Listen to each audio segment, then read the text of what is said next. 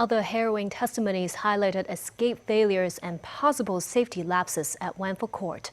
Some exterior wall cleaners say they were never informed about the escape routes and waited overnight on the rooftop before being rescued.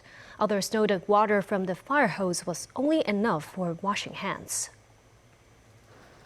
The independent committee looking into the inferno heard testimonies from George Chung, who lived on the 10th floor of Wang Tai House.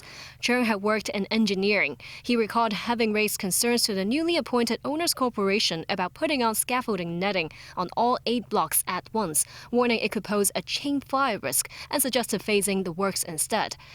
He noted his wife noticed that cigarette butts inside soda cans and cigarette packages littered the evacuation routes in the stairwell refuge openings between the 10th and 11th floors with smoke odors. They reported the situation to contractors, but the concerns were dismissed. The contractors told them the packages might not be from the workers, but could be from upstairs. On the night of the blaze, he, his wife, and a neighbor attempted to flee, but were forced to wait nearly 5 hours for rescue. He says when they opened the door at 8 p.m. and saw the firefighters donning helmet lights, it felt like they saw angels.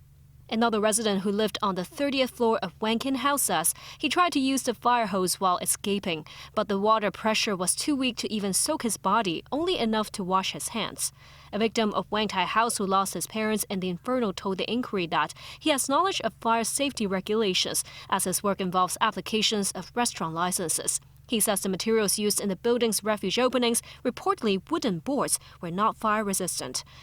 Also testified today were 2 exterior wall cleaners. One of the workers said on the first day of work at Wang Fuk Court on November 14th last year, she had only received safety training for about an hour, covering basic protective gear, but was never instructed on fire escape procedures or evacuation routes.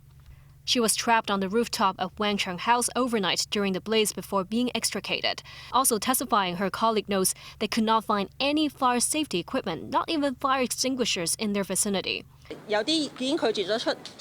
A Wang Chung House resident voiced frustration that key stakeholders, including the contractors and District Councillor Peggy Wong, declined to testify, calling for greater accountability. Others say they continue to be afflicted by psychological trauma following the incident and have been unable to return to work, urging the inquiry to uncover the truth as soon as possible.